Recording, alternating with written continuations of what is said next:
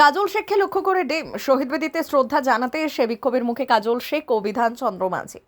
নানুরের বাসাপাড়ায় শহীদ বেদিতে শ্রদ্ধা জানাতে এসে বিক্ষোভের মুখে পড়লেন বীরভূম জেলা পরিষদের সভাধিপতি কাজল শেখ এবং নানুরের বিধায়ক বিধান চন্দ্র মাঝি।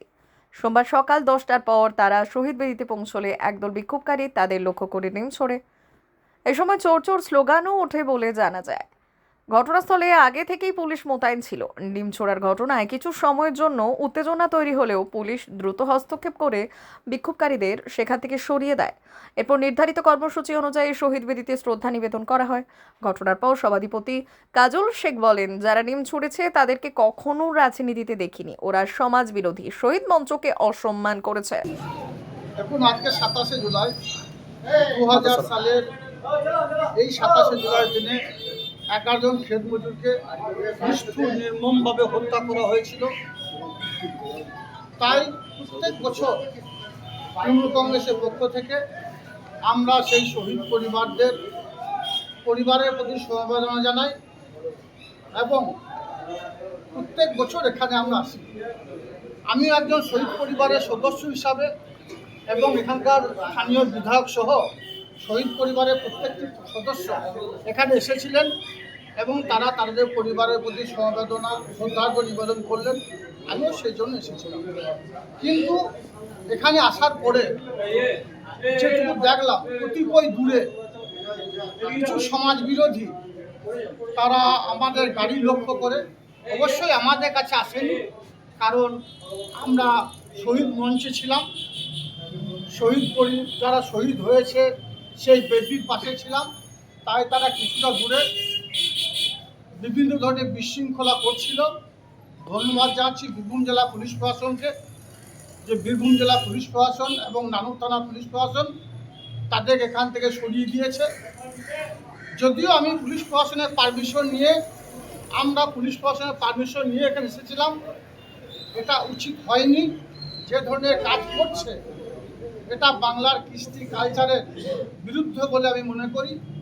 যাই হোক, যে কাজটাই ওরা করেছে বা করতে চলেছে বা করছে, আমার দৃঢ় বিশ্বাস আগামী দিনে পুলিশ প্রশাসন আরও সক্রিয় হবে এবং যারা এই ন্যক্কারজনক ঘটনা ঘটাতে চাইছে তাদের বিরুদ্ধে দৃষ্টান্তমূলক সাজা দেয়। আমি এখানকার একজন জনপ্রতিনিধি, আমি এখানকার জেলা পরিষদের মেম্বার। আমার সঙ্গে স্থানীয় বিধায়ক সব আছেন, যারা এখানে ছিল 2-4 জনকে আমি দেখলাম। এদের মধ্যে একজনকেও জীবনে কখনো দেখিনি এরা রাজনীতির সঙ্গে কোনো দিন যুক্ত ছিল বা যুক্ত এখনো আছে বলে মনে হয় না। হয়তো বিভিন্ন ধরনের নেশায় আসক্ত হয়ে কতিপয় মানুষ এদেরকে আর্থিকভাবে প্রলোভনা দিয়ে বা আর্থিকভাবে সমৃদ্ধ করে তাদের এখানে পাঠিয়েছে বা পাঠানো হয়েছে বলে আমি মনে করি। তারা সরকারে আসার পর 11 সাল থেকে 2000 বলতে পারে যে 26 সাল, এই সরকারে থাকাকালীন আমরা দেখেছি যে 27শে জুলাই মহাসমারোহে পালন হচ্ছে। এই যে এবছর যে একটা ছবি, করুণ ছবি, এটার জন্য আপনি কী করবেন? দেখুন, 27শে জুলাইয়ের মেন উদ্দেশ্য হচ্ছে আমাদের শহীদ বেদিতে মাল্যদান করা এবং শহীদ পরিবারদের পাশে দাঁড়ানো। আমরা সেটাই করছি, প্রত্যেক বছর করি, এবছর সেটাই করি। প্রত্যেক বছর একটা দলীয় পক্ষ থেকে একটা মহা মিছিল বা একটা জনসভার আয়োজন করা হয়, সেটা এবছর করা হয়। রাজনীতিতে তো আসতেন, এবছর আসেন, আগামী দিনে হয়তো আসবেন। এ বিষয়ে মন্তব্য করতে চাই না। আজকের দিনটা আমাদের ভরাক্রান্ত হৃদয়ে, আমাদের পরিবারে আমাদের ছেড়ে চলে গেছে, তাদেরকে স্মরণ করার দিন। স্বভাবতই আমি রাজনীতির কোনো বিষয়ে আজকের দিনে কোনো উত্তর দেওয়ার সম্মুখীন বলে মনে করছি। আপনাকে লক্ষ্য করে শহীদ বেদিতেও ডিম ছোড়া হলো, সেটা কতটা অপমান বলে মনে হলো?